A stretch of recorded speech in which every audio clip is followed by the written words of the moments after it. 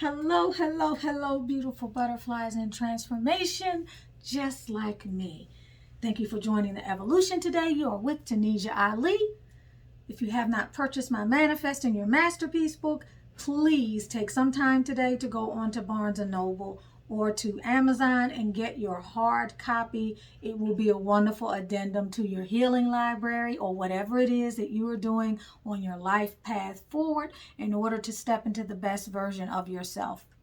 Everything is spiritual and spirituality is everything. Welcome to the channel. I am here, your host, your author, your motivational speaker, your energy healer, but first and foremost, your kindred spirit and your sister, here to help you to gain clarity, to uplevel your mindset, to come into the realization of who you are as a manifesting co-creator and a conscious and evolutionary machine of creation. I am here to help you to step into your higher self, into your best self, and to clear and heal any energetic and emotional blockages that may be in your way. Let's get those blocks, delays, and challenges out of here. So today I'm going to be talking about numbers 10 through I think 18, because the first video that I did were the first 9 characteristics or traits of a toxic person, or ways to know if you are just carrying toxic traits or if you are in fact toxic. So if this looks like a video that you want to stay tuned for, please click on that subscribe button. Don't forget to like, to share, and to leave some comments in the comment section. Let me know what you learned, what else on this channel you want to talk about. And don't forget, like I said, to smash that like button or give me a thumbs up.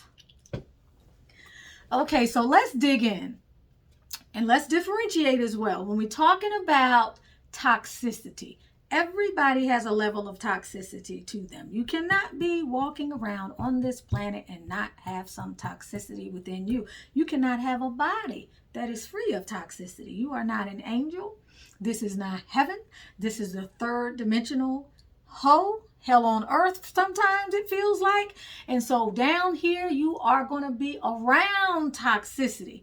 But whether or not you are responding to that in a healthy way, and whether or not you are attracting toxicity, and toxicity is a core operating energy out of which you interact with life, is an entirely different story. So when you hear numbers 10 to 11, ask yourself, am I toxic as a whole, or do I just exhibit some toxic behaviors? I would say a good rule of thumb is 3. If you find 3 of these things that you can identify with, you have some toxic behaviors, obviously, and those are some of the things, likely amongst other things. But I try to bring in some things that would encompass other things as well. So if you find yourself going beyond the number 3, you are toxic, which means that your negative behavior and your toxicity, be it emotional, physical, mental, spiritual, financial toxicity, intellectual toxicity, whatever it may be, chemical toxicity, it's affecting other people around you, and you need to do something about it. As you listen to the other items on this list, also take it upon yourself to look at some of the people that you deal with and determine whether or not they're toxic, because for sure the people that are in your life and their levels of toxicity are a reflection of you. Birds of a feather flock together, right? We attune to the frequency of those people who are most like us. When you move people out of your life, it's because you have raised in your vibration. Okay, the dead has arisen. I forget what movie was that. Was that Soldier Story? Yeah, the dead has arisen. I think that might have been Soldier Story. That was a little short, skinny guy in one of those movies. Anyway, can't remember his name. But if you are purging people from your life, those are people whose vibrations you no longer resonate with. But if you're around a lot of toxic people, you couldn't be around them if you yourself were not toxic. I don't care what you say. You can say, I'm leading the blind, I'm doing charity work, I'm trying to help these people, I'm raising the masses, and all of these other things.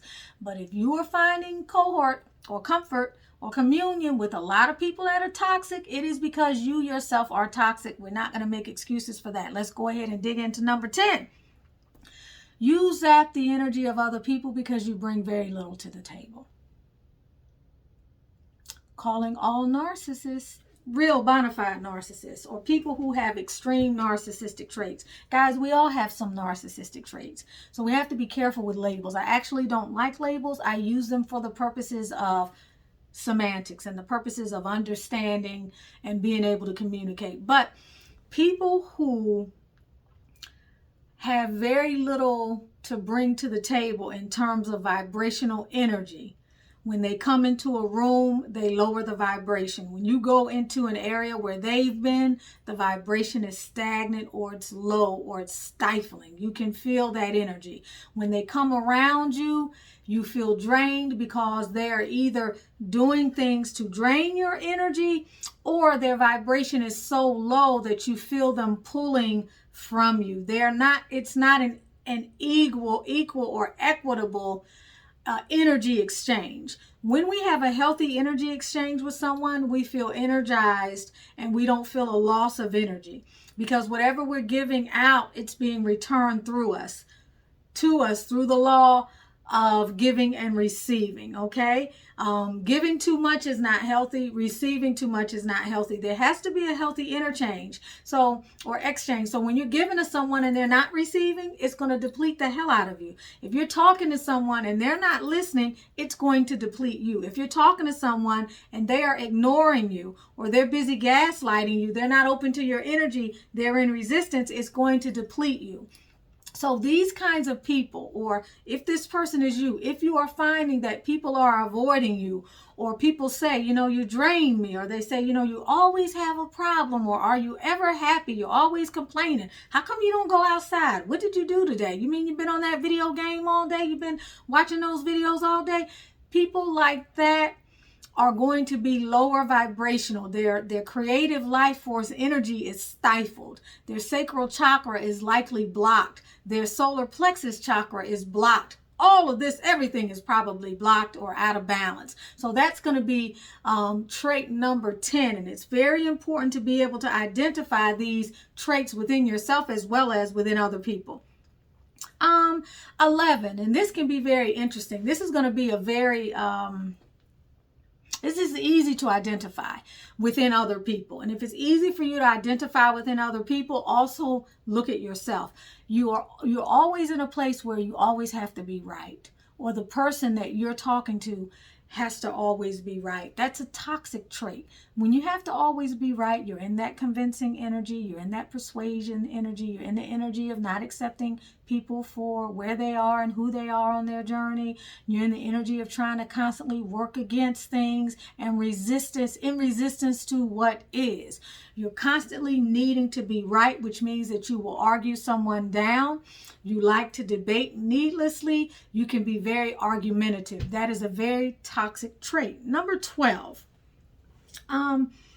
You can't take the high road, return to love, or just let people be themselves without trying to change them.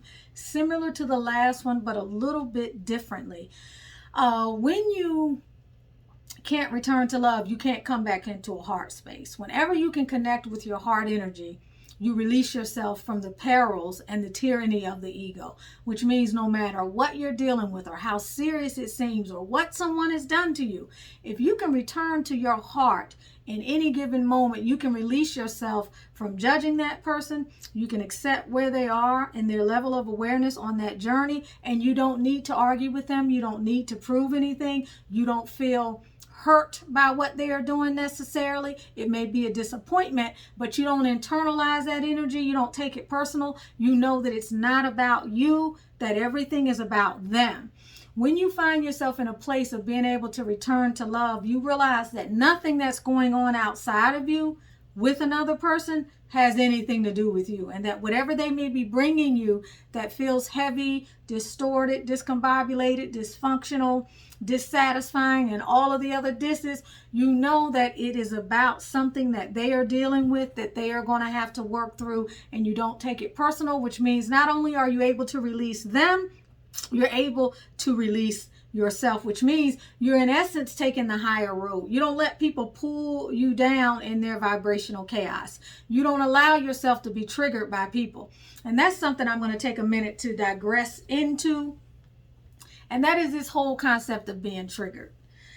I feel it's an overused term, and I feel like it is a way of scapegoating something and not necessarily dealing with the core of the issue, which is you, which is me. Okay? When you are triggered by something, it is a sign to you that you need to deal with that thing. There are some people walking around out here who are so self-consumed. I know a lot of people who have mental imbalances. Maybe they're narcissists, maybe they're dealing with borderline personality disorder, and they go off like this.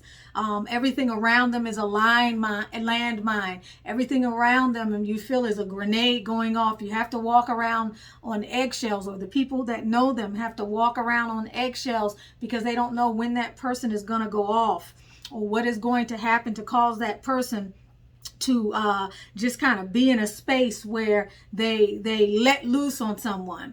That is someone that has a lot of pent up negative energy and finds it very difficult to be in a space where they can control themselves internally. So they will always be talking about how something triggered them.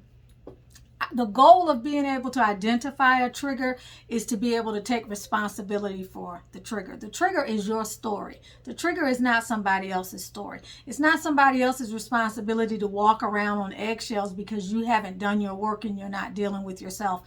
Y'all know I don't have any problems being very frank in my work. And on the channel, in some of the things that I say. Your triggers belong to you. The things and the buttons that people push, or that you allow them to push, is a part of your narrative. It's a part of the inner work that you have to do. It's a part of the shadow, the dark energies that you have to explore within yourself and integrate into your personality and take responsibility for. There's nobody that should have to feel as though they have to walk around on eggshells or be careful about who they are and what they say because of something's going to trigger you. If you find yourself in a space of using that word a lot, ask yourself what that's about. Endeavor to go deeper into why you're being triggered and why that's somebody else's problem. Okay, number 13. You have no peace on your own, nor do you have any idea of how to cultivate peace. In other words, your idea of peace is being quiet. And that's a joke. I have known someone in my life who used to always say, I'm all about that peaceful life. But that person has zero inner peace. Their idea of being about that peaceful life is maybe living alone or being alone or not going out a lot or not interacting with other people or just being quiet. Having a lack of inner peace means that there's a lack of self-knowledge. It means that your entire blueprint for your reality comes from externalities. It means often that you're not able to sit still. You would have problems meditating. You would have problems with deeper aspects of reflection. You would have problems with taking a silent day. You are highly distracted, meaning your life is always running. You're anxious. You're always busy, moving from one task to the next, to the next, to the next, and you're really not enriching your life in any real way. Okay, there is a way to participate in what life requires you to do, whether you work from home or you work for Mr. Charlie, and the energy that you put into it, still be able to cultivate a sense of inner peace wherever you go. Remember, peace is not a place. Peace is an internal aspect. Peace is a state of consciousness, but it is something that we should always be able to maintain no matter what is going on around us. That is something that's very important. So ask yourself, do I have a sustainable level of peace within myself that is not a result of me needing to self-soothe by something outside of myself? Can I sit quietly with myself and just be? Can I quiet my inner dialogue? Can I sleep well at night? Am I constantly tossing and turning in the evening, or do I have difficulty going to bed at night? Do I have difficulty silencing my inner chatter? Have I made peace with who I am? Okay, number 14. If you suffer from chronic depression, chronic anxiety, or addictions, you are toxic. Okay, now There's a belief system out there that chemical imbalances are the reasons for anxiety, depression, and so forth and so on. From a quantum physics standpoint, chemical imbalances are definitely an issue, because the more that you are dealing with the karmic reality of whatever you incarnated with and whatever you came up with in your family, which is what karma is really about. It's ancestral stuff. It's stuff from the past that continues to follow you. Those patterns are entrenched in chemical releases and realities that have been responded to internally by your cellular structures, creating more receptors for those chemicals and those experiences that you have. So in that sense, yes. But to blame your anxiety and your depression on a chemical imbalance so that you can disempower your own ability, or so that you can disconnect from your own ability or responsibility to deal with your darkness, that's not acceptable.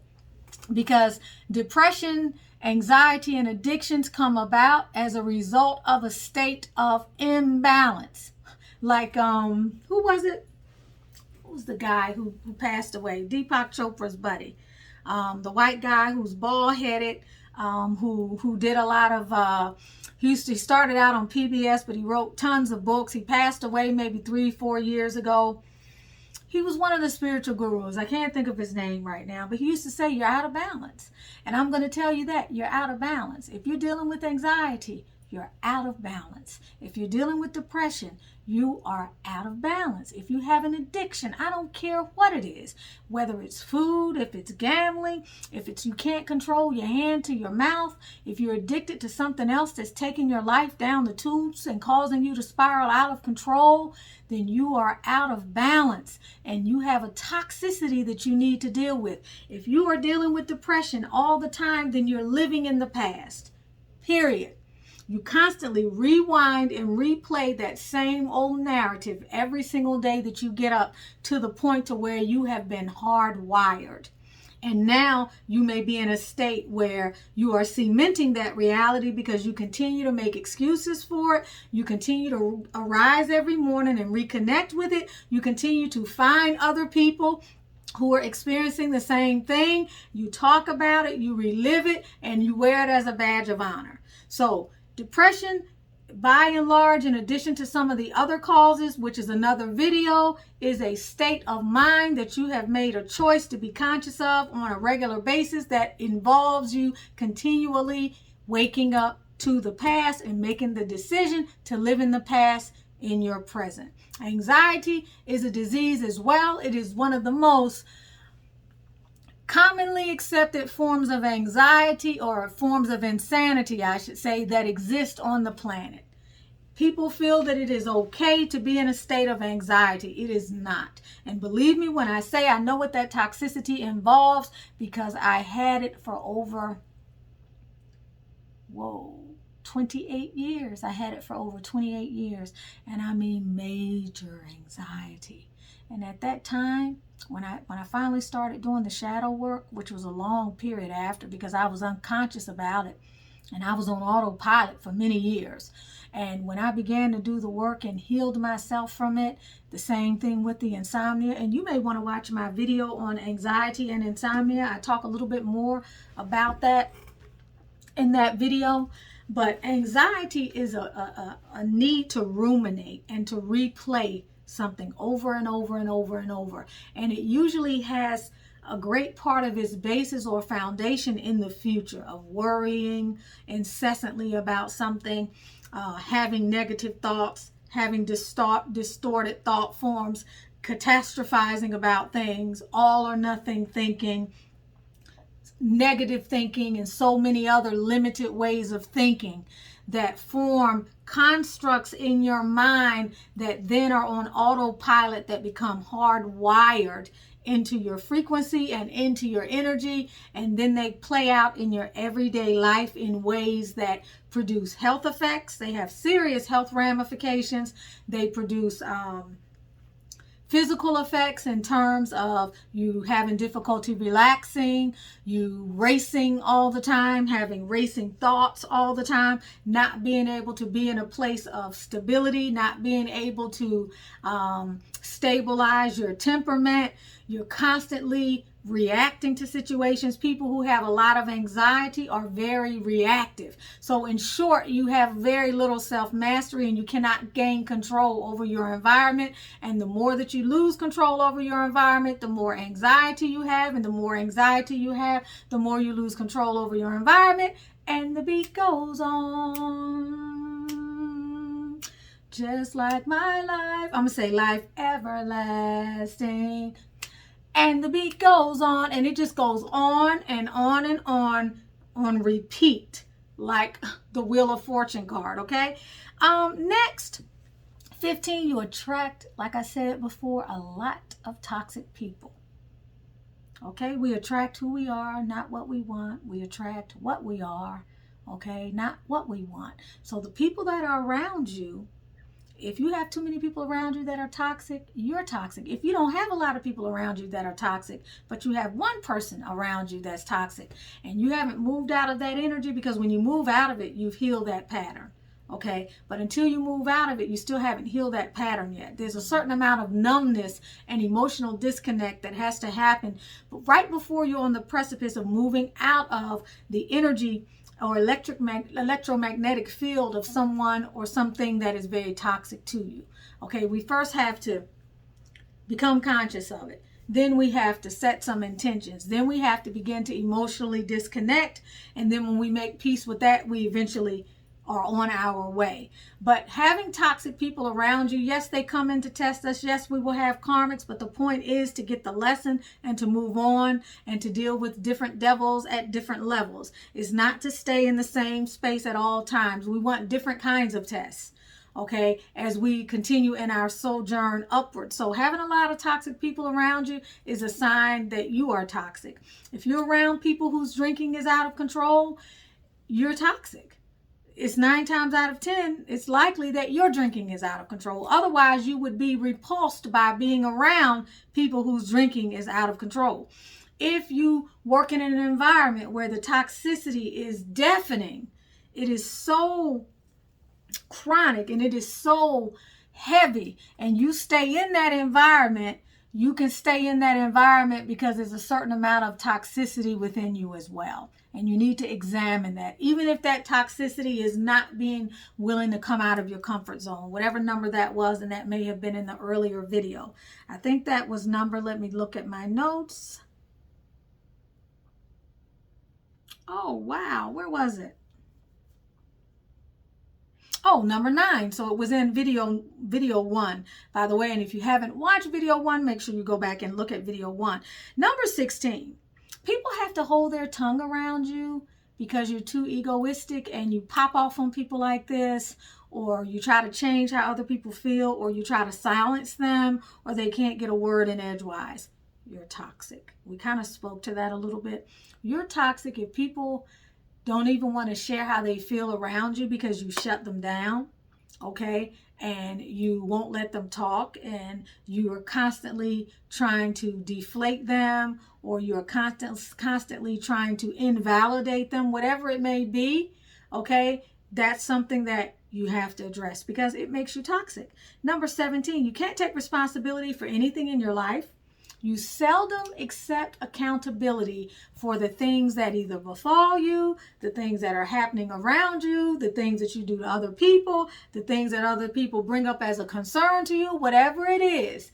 You fail to see your role in anything. And that would be the same person further up in the list who can't even identify some dysfunctional habits that they have had in relationships with other people that have jeopardized those relationships or caused those relationships to break. That's going to be that same person, because that person is one who doesn't think they do anything wrong. They blame and point the finger at everyone else. Last but not least, number 18. If you are toxic, or if someone is around you, if someone around you is toxic, they will likely be a chronic complainer. They will be very critical of other people. And their idea of constructive feedback is being very judgmental. They are constantly in a place of judging other people, which means they separate themselves from the people that they are judging, and they're on one side and the other people are on the other side, which means essentially that there's an inferiority superiority complex there. There's you who've separated and insulated yourself because you put yourself up on a pedestal, and now you can look down and condescend and judge other people. I don't mean making judgment calls, which can be necessary in life, and deciding, well, this person is toxic, so I need to kind of come over here. I'm talking about someone who's in a constant place of condescending attitude, condescending in their attitude towards other people, thinking that they are better than other people, pronouncing negativity over other people, and feeling a sort of holier than thou attitude. They look at other people and they point the finger and they judge and they think that they're better. Criticism, meaning it's not loving feedback. It's a way of diminionizing. And I know that may not be a word, but it's a word for me today. You make people feel diminutive. You bring them down. You want to feel as though, or you gain some sort of sense of power release in making other people feel less than. And your way of doing that is to constantly poke the finger and criticize other people. You know how they say, the agape love, can't think of his name. Love this guy. He has this wonderful saying about mediocrity. I can't think of it. I can't think of his name. I'm so sorry. But I will say that people who don't create criticize. People who often are very disempowered and disheveled in their own lives criticize what other people are doing all the time. People who are ego tripping. I used to love that poem by Nikki Giovanni. Oh my gosh, I love that poem. If you haven't read the poem Ego Tripping by Nikki Giovanni, make sure you get a copy of it. Let me know if you do in the comment section. Also, let me know if you made it to the end. But yeah, the need to criticize and stomp on top of other people and point the finger and see the cup as half empty instead of half full, always criticizing, constantly complaining about everything around them. They complain about people. They complain about their plight. They complain about their job. They are never satisfied with anything. The minute you see that person, the first thing they're doing is either horsewhipping on someone else or chronically complaining about something. They look miserable. They drain your energy. That's also going to be someone who's always talking, and when they're talking, when you leave them, you don't feel empowered. You feel actually drained. You feel de-energized. You're with Tanisha Ali of Butterfly Transformations, helping you to get to the best version of yourself. Join the evolution. Join me on patreon.com/Tanisha Ali. Visit me also at hidayareiki.com or butterflytransformations.com. And now I am melaninmagic.com for natural hair care and skincare products. Don't forget to like, subscribe, and give this video a thumbs up. Much love to you, much love to you, much love to you. And if you want to stick around for that oracle message, I'm going to get one for you right now. We're going to pull from Signs and Synchronicities.